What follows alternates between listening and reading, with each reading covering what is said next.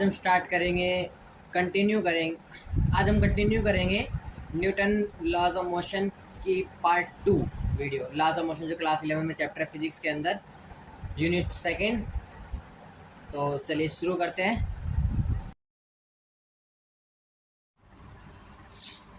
अब स्टार्टिंग करनी है Newton second law of motion से। पिछले टॉपिक हमने किया था न्यूटन का फर्स्ट लॉ, जिसके अंदर 3 टाइप थे। न्यूटन फर्स्ट लॉ की डेफिनेशन थी, अगर एक बॉडी मोशन के अंदर है तो मोशन के अंदर रहेगी, रेस्ट के अंदर तो रेस्ट के अंदर, जब तक कोई एक्सटर्नल फोर्स अप्लाई ना करते हैं। और उसके 3 टाइप थे, इनर्शिया ऑफ रेस्ट, मोशन और डायरेक्शन। अगर कोई बॉडी रेस्ट में तो रेस्ट में रहेगी जब तक एक्सटर्नल फोर्स ना लग सके, तो वो inertia of direction, inertia of rest हो गया। अगर कोई बॉडी मोशन के अंदर है और एक्सटर्नल फोर्स अप्लाई नहीं हुआ है तो इनर्शिया ऑफ मोशन हो जाएगी। इनर्शिया ऑफ डायरेक्शन का मतलब था कि अगर कोई बॉडी सीधी जा रही है, उसकी डायरेक्शन चेंज नहीं हो सकती जब तक कोई एक्सटर्नल फोर्स अप्लाई ना कर दे। एग्जांपल दिया था mud throw from the tyre से मिट्टी बाहर आती है तो फिर वो क्या होता है, इनर्शिया ऑफ डायरेक्शन। अब हमें पढ़ना है न्यूटन का सेकंड लॉ। न्यूटन का सेकंड लॉ क्या कहता है, जितना फोर्स हमने किसी बॉडी पर लगाया है, जितना भी फोर्स हमने बॉडी पर किसी पर लगाया है, फोर्स क्या है, पुश और पुल एन ऑब्जेक्ट, जितना भी फोर्स हमने लगाया है वो किसके इक्वल आएगा, प्रोडक्ट ऑफ मास, जितना उसका मास है मल्टीप्लाई एक्सेलरेशन। तो इन दोनों का प्रोडक्ट, तो force is equal to mass multiply acceleration. ये है न्यूटन का सेकंड लॉ। इसकी डेफिनेशन क्या हो जाएगी, according to the Newton's second law of motion, the force applied on the body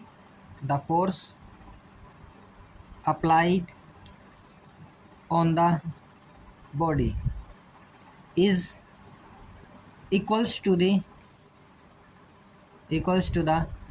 product of mass of the body, जितना उस body का मास है multiply acceleration, mass of the body and acceleration. ठीक है, या फिर इसको डिराइव करना हो कि भाई डिराइव कैसे करेंगे, तो फिर उस टाइप में डेफिनेशन हो जाएगी, the force applied on the body, जितना फोर्स हमने अप्लाई किया है is directly proportional to the change in linear momentum of the body. जितना फोर्स हमने अप्लाई किया वो डायरेक्टली प्रोपोर्शनल होगा कितनी उसके मोमेंटम में चेंज आई है, मतलब एम और वी, मास और वेलोसिटी में कितना चेंज आया है। ठीक है, फोर्स अप्लाई करने के बाद वो हो जाएगा डायरेक्टली प्रोपोर्शनल। अगर मोमेंटम बढ़ेगी तो फोर्स बढ़ेगा, फोर्स मोमेंटम घटेगी तो फोर्स भी घटेगा। इसका मतलब है force directly proportional to d p small momentum upon में डी टी, टाइम के रिस्पेक्ट में मोमेंटम की चेंज होनी, तो वो हो जाएगी फोर्स। फोर्स डायरेक्टली प्रोपोर्शनल है इसके, तो इसकी डेफिनेशन हो जाएगी द फोर्स अप्लाइड। दो डेफिनेशन है, एक तो ये और एक ये भी लिख सकते हैं, the force applied on the body is directly proportional to the change in momentum. Momentum के चेंज के लिए विद रिस्पेक्ट टू टाइम के रिस्पेक्ट में, मतलब डी टी के रिस्पेक्ट में, with respect to time. D आगे लगा मतलब डिफरेंशिएशन ऑफ पी, डिफरेंशिएशन का मतलब है स्मॉल, तो डी पी मतलब small momentum with respect to small time. Change in momentum भी लिख सकते हैं ऐसे, del p by del t भी लिख सकते हैं, और या फिर डी पी अपॉन में डी टी भी लिख सकते हैं। ठीक है, इसका मतलब है change, small change in momentum, और इसका मतलब भी स्मॉल चेंज इन टाइम, इसका मतलब भी स्मॉल चेंज इन टाइम, इसका मतलब भी स्मॉल चेंज इन टाइम। ठीक है, अगर ये डायरेक्टली प्रोपोर्शनल हटेगा तो फिर कोई कांस्टेंट आएगा। ठीक है, पहले इसको सॉल्व कर ले। Force directly proportional to D, momentum को कैसे लिखते हैं, मास मल्टीप्लाई वेलोसिटी अपॉन में D T. Force directly proportional to mass, तो कांस्टेंट तो मास बार डिफरेंशिएशन किसका, डी वी अपॉन में D T. D we upon में डी टी एक्सेलरेशन की वैल्यू है, acceleration is equal to velocity upon में time. D we upon D T तो एक्सेलरेशन लिख दा, F directly proportional to M, acceleration का formula d we upon D T, तो multiply ए।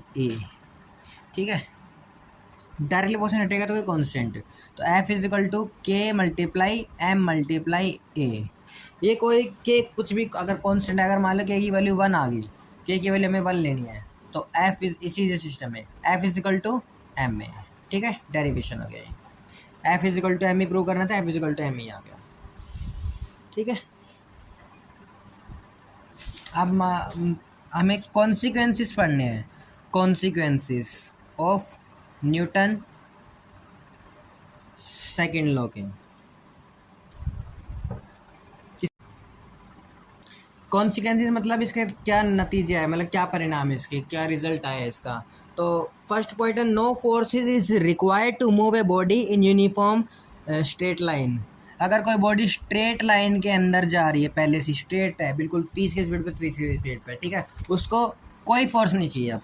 तो no force is required to move a body in uniform motion. Uniform motion में किसी body को, uniform motion में तो उसको फोर्स लगाने की जरूरत नहीं है, मतलब फोर्स की वैल्यू यहाँ पे 0 हो जाएगी, ठीक है। सेकेंड पॉइंट है, accelerated motion is always due to external force. जो एक्सेलरेशन मोशन आई है, मतलब जो स्पीड इंक्रीज हुई है, वो किसकी वजह से हुई है, एक्सटर्नल फोर्स लगा है। कोई स्पीड, मान लो किसी की 30 स्पीड थी, उसके पीछे से कुछ भी फोर्स लगा दिया पीछे से, तो स्पीड इंक्रीज हो जाएगी, मतलब एक्सेलरेटेड हो जाएगी वो चीज़। तो एक्सेलरेटेड मोशन किसकी वजह से आएगी, due to acceleration method due to an external, due to an any external force, ठीक है। थर्ड पॉइंट है कि एक वेक्टर लो है ये, मतलब इसके पास में मैग्नीट्यूड भी है as well as direction. Vector force के बारे में, फोर्स की तो एक मैग्नीट्यूड भी है, डायरेक्शन वेक्टर क्वांटिटी है। It is a vector law, vector law के नाम से जानते हैं। जैसे फर्स्ट लॉ को किससे जानते हैं, लॉ ऑफ इनर्शिया से, ठीक है। इसमें देख सकते हैं बट इज वेक्टर लॉ, तो वेक्टर लॉ सेकंड लॉ होता है। फोर्थ पॉइंट है, it is a local relation. Local relation किस किस का है, F is equal to mass multiply acceleration, इस चीज़ का रिलेशन है। It has a relation of force, ठीक है। फोर्स, मास और एक्सेलरेशन तीनों के बीच में रिलेशन है।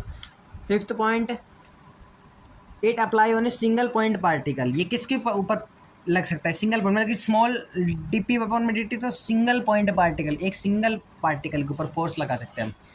It apply on a single point particle. Sixth point है, it include the concept of inertial mass. इसके अंदर मास का जो कॉन्सेप्ट है वो इनर्शियल मास इसका कॉन्सेप्ट है, ठीक है। अब पढ़ना न्यूटन का थर्ड लॉ। न्यूटन के लॉज बहुत इंपॉर्टेंट है, अच्छे से पढ़ना, ठीक है। न्यूटन 1 लाख तो कन्फर्म आएगा यूटी वगैरह में, या फिर जो भी पेपर होंगे 1 लाख तो आएगा ही आएगा, क्योंकि न्यूटन लॉज बहुत इंपॉर्टेंट है। न्यूटन ने अपने लॉ बहुत ही अब तक चल रहे, ठीक है। न्यूटन थर्ड लॉ में, when action is equal to the reaction, जब जितना फोर्स हमने लगाया है उतना ही फोर्स हमारे ऊपर वापस लग जाएगा। तो when action is equal to the reaction, या फिर ये सही है, every action has opposite reaction. Opposite and equal reaction में लिख सकते हैं, opposite and equal reaction. For example walking, हम चल रहे हैं तो फिर पैर, फोर्स कहाँ लगा रहा है हमारा पैर, पीछे की तरफ, लेकिन जाएंगे कहाँ, आगे की तरफ, ठीक है। जितना फोर्स हमने पीछे लगाया है उतना ही फोर्स हम आगे की तरफ जाएंगे। स्विमिंग में जैसे कि एक स्विमर है तो वो पानी को पीछे धकेलता है, पीछे धकेलेगा तो फिर आगे जाएगा ना, तो अगर वो पीछे धकेलेगा तो आगे जाएगा, जितना फोर्स उसने पीछे लगाया उतनी फोर्स है वो आगे जाएगा। फ्लाइंग ऑफ रॉकेट है, जैसे मान लो ये रॉकेट है यहाँ पे, ठीक, इसने मान लो नीचे की तरफ लगाया है फोर्स, नीचे फोर्स लगाया तो ऊपर जाएगा रॉकेट। अब रॉकेट ऊपर गया तो जितना फोर्स नीचे लगाया उतना ही फोर्स ऊपर लगाएगा, तो न्यूटन का थर्ड लॉ है, ठीक है। न्यूटन के थर्ड लॉ में एग्जांपल पहले तो देख लो, फोर्स ऑफ ए बी, जैसे मान लो ए से बी के ऊपर पॉइंट लगाना है, force on A due to B, तो is equal to minus of F B A, मतलब force on B due to A. जितना फोर्स मैंने ए से बी पे लगाया और बी से ए पे, तो अपोजिट है तो माइनस का साइन। अब माइनस यहाँ पे बस डायरेक्शन शो करती है कि डायरेक्शन अपोजिट है, ठीक है। F A B is equal to F B A B का मतलब है फोर्स ऑन ए के ऊपर फोर्स लगा रहा है ड्यू टू बी के कारण। बी ए का मतलब है force on B due to A. लिख लो यहाँ पे एफ ऑफ ए बी है force on point A due to B, और एफ ऑफ बी ए का मतलब है force on point B due to A point. Example Newton third लगे वॉकिंग, अभी बताई थी, पैर से चल रहे हैं तो पीछे जितना फोर्स पीछे लगाएंगे उतना ही फोर्स आगे जाएगा। स्विमिंग और book kept on A table, अगर टेबल के ऊपर कोई बुक रखी हुई है तो वहाँ पे भी न्यूटन का third law, every action has opposite reaction. Next है firing of gun, fourth example है फायरिंग ऑफ गन।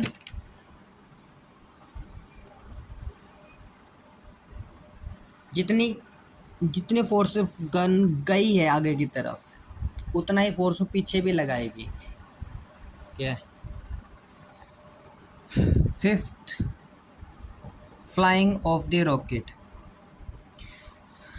रॉकेट के अंदर भी न्यूटन का थर्ड लॉ बताई थी कि अगर जितना फोर्स वो नीचे लगाएगी उतनी फोर्स से फिर वो ऊपर जाएगी। नीचे जब गैस नीचे जाती है तो फिर ऊपर भी उतना ही फोर्स लगाएगी इस ताकि रॉकेट उड़ जाए। सिक्स्थ पॉइंट है it is difficult to move on a frictionless surface, फिर it is difficult to drive a nail into wooden block without holding it. ठीक है, इतना ही बहुत है, 5 ही। ये थे न्यूटन के लॉज, फर्स्ट सेकंड और थर्ड। न्यूटन के तीनों लॉ इसी बेस पे काम। ठीक है, अब नेक्स्ट टॉपिक है इम्पल्स, फिर आगे इम्पल्स मोमेंटम थ्योरम। पहले इम्पल्स देख लो, it is defined as the product of force and time. Impulse का फॉर्मूला है फोर्स मल्टीप्लाई टाइम, तो डेफिनेशन हो गई product of force and time. It is defined as the product of force and time। Unit देखनी है तो unit है force की न्यूटन और टाइम की second, Newton second.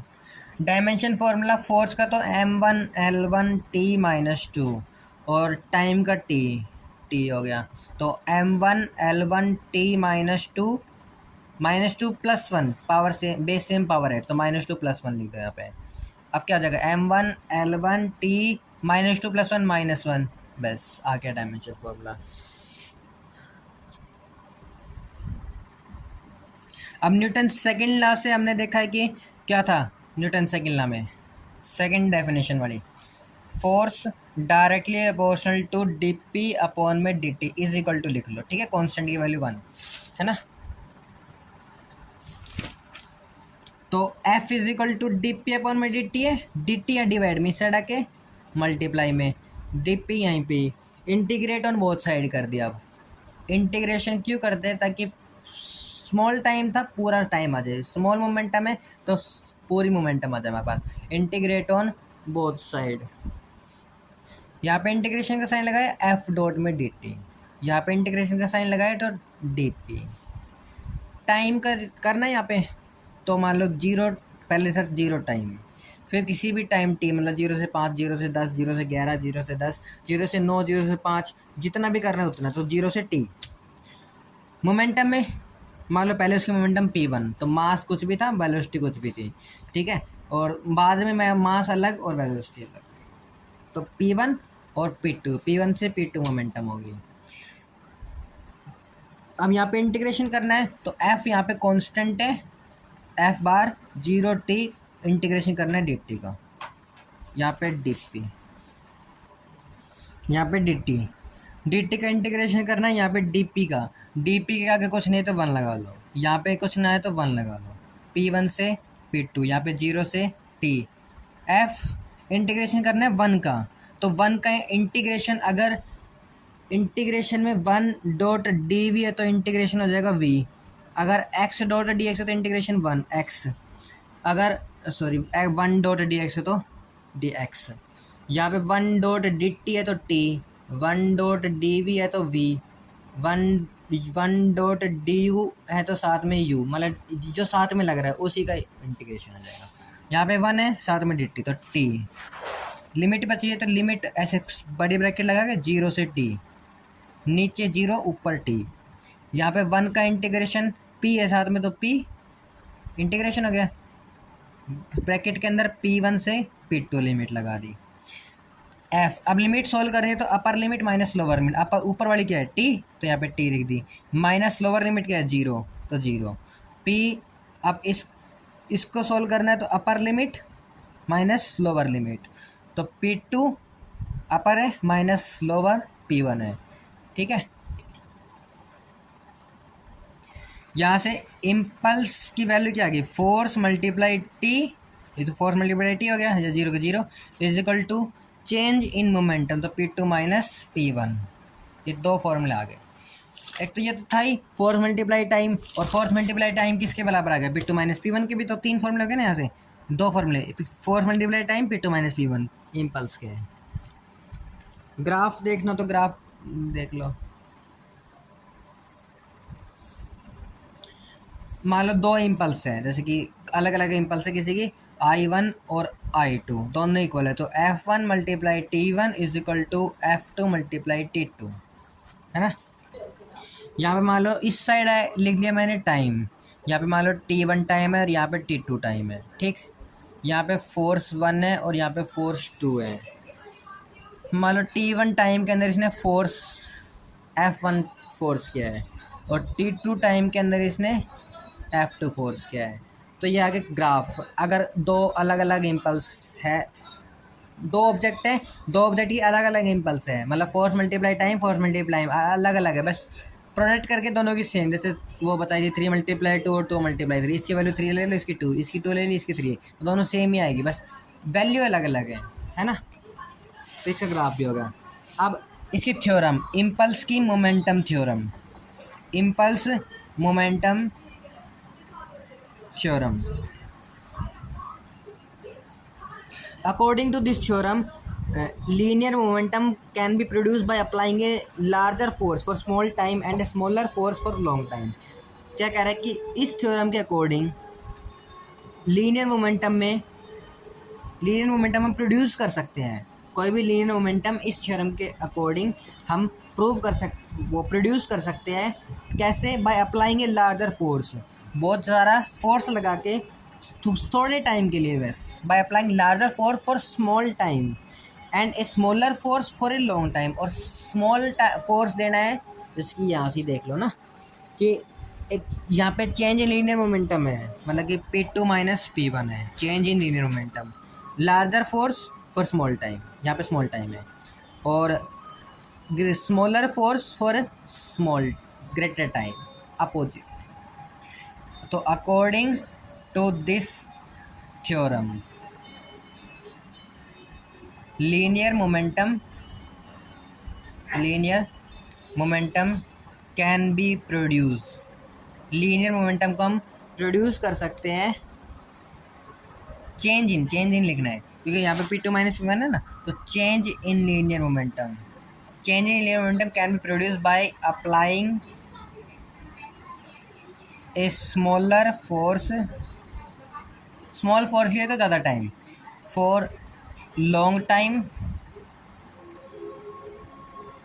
And larger force, अगर लार्जर फोर्स ले तो शॉर्ट टाइम के लिए, फॉर शॉर्ट टाइम या लेस टाइम लिख लो। एप्लीकेशन ऑफ इम्पल्स के अंदर एक cricketer player lowers his hand after catching the ball, एक क्रिकेटर का प्लेयर है कोई भी, अगर उसने कैच लिया तो वो पीछे की तरफ जाएगा, उसका हाथ पीछे की तरफ जाएगा, तो वो इम्पल्स मोमेंटम थ्योरी के ऊपर बेस है। एप्लीकेशन कहाँ पे इसका यूजेस है, पहला है एक क्रिकेट प्लेयर है लोअर्स हिज हैंड, मतलब पीछे की तरफ ले जाएगा, आफ्टर कैचिंग दी बॉल,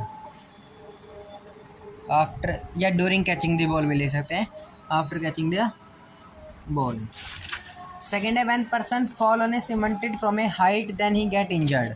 अगर कोई भी पर्सन ऊपर से नीचे की तरफ आ रहा है, टाइम कम फोर्स ज़्यादा, तो ज़्यादा ही लगेगी उसकी। When a person fall on a cemented floor from a height, then he get injured, तो उसकी लग जाएगी। पहला पॉइंट क्या था कि पीछे लेके जाएगा, तो अगर पीछे लेके तो टाइम इंक्रीज हो गया ना। पहले अगर मान लो हाथ आगे जाएगा तो टाइम कम, हाथ पीछे जाएगा तो टाइम ज़्यादा, टाइम ज़्यादा तो फिर फोर्स कम लगेगा, फोर्स कम लगेगा तो वो उसके ऊपर हाथ पे हिट कम लगेगी, बॉल कम लगेगा। अगर वो आगे पे ले गया तो टाइम कम फोर्स ज़्यादा, है ना। जैसे इस एग्जांपल में टाइम कम तो फोर्स ज़्यादा लगेगा इसके ऊपर, इसकी ज़्यादा लगेगी। थर्ड एग्जांपल है चाइना वेयर और glass ware were wrapped in the paper. China ware या फिर ग्लास वेयर रैप होती है पेपर के ऊपर। फोर्थ है the vehicle like bike car bus are provided with shockers. जो व्हीकल्स हैं लाइक कार या बस आर प्रोवाइडेड, वो किस बेस पे, किसके साथ में होती है, सोकर लगे होते हैं उसमें, है ना। बाइक के अंदर भी, कार के अंदर भी, बस के अंदर भी। तो वहाँ पे इम्पल्स की मोमेंटम थ्योरम काम कर रही है। क्यों? क्योंकि देखो स्प्रिंग है, स्प्रिंग का काम क्या है,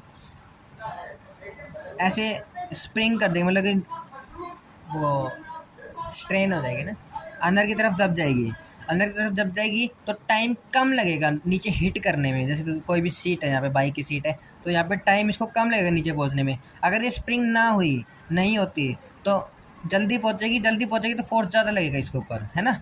फोर्स अप, और जितना फोर्स नीचे लगेगा उतना ही फोर्स ऊपर लगेगा। न्यूटन का थर्ड लॉ ये कहता है ना।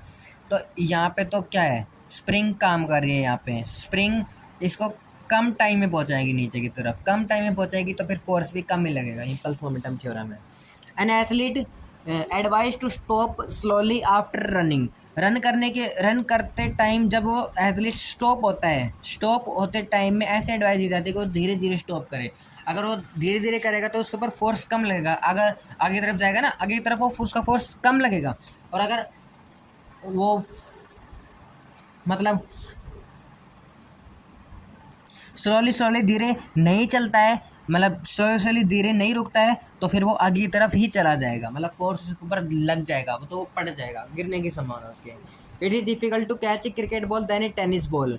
टेनिस बॉल से ज़्यादा क्रिकेट बॉल को कैच करना हार्ड है, क्योंकि टेनिस बॉल के अंदर तो वो ग्लव्स पहने रखते हैं ना, तो वो पीछे की तरफ भी ले जाते हैं और वो ग्लव्स पहने रखते हैं। और क्रिकेट बॉल के अंदर ग्लव्स भी नहीं होता, तो फिर वो फिर से की तरफ ले जाएंगे बस। ठीक है, ये एग्जाम्पल हो गए। एक टॉपिक और कर लो बस, हॉर्स, छोटा टॉपिक है, हॉर्स एंड कार्ट प्रॉब्लम। आज ये लास्ट टॉपिक है हमारा, हॉर्स एंड कार्ट प्रॉब्लम। देखो पहले तो एक चीज़ बता दो बेसिक इसके लिए, कोई भी ऑब्जेक्ट है उसके ऊपर ग्रेविटी लगेगी नीचे की तरफ, तो force is equal to mass multiply acceleration मतलब ग्रेविटी, तो जी। ठीक है, F is equal to M G, नीचे फोर्स लगेगा एम जी, और ऊपर फोर्स अपरेंट फोर्स मतलब नॉर्मल, ऊपर नॉर्मल है, नॉर्मल को रिप्रेजेंट करेंगे आर से। ठीक है, तो R is equal to M G होगा हमेशा, तो normal is equal to M G, है ना। अगर मान लो ये फोर्स यहाँ पे ना हो, कि यहाँ पे हो गया, आर यहाँ पे है हमारा, तो हमें तो यहाँ पे चाहिए ना, तो दो कंपोनेंट में डिवाइड हो जाएंगे। वेक्टर वाला चैप्टर अगर पढ़ा है तो ठीक है, नहीं तो फिर ये थोड़ा बहुत पढ़ लो। दो कंपोनेंट में डिवाइड हो जाएंगे, एक इसमें और एक इसमें, बीच में रिजल्टेंट है।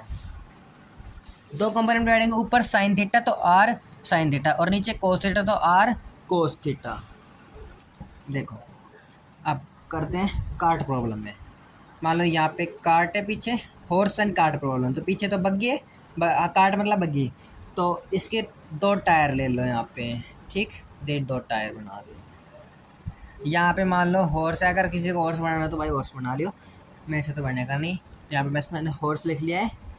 ठीक, इसको ऐसे जोड़े रखते हैं, है ना, बग्गी का देखो, पहले बग्गी क्या करते हैं, आर ऊपर, कार्ट का कर दिया आर नॉर्मल ऊपर, एम जी नीचे, बस ठीक है।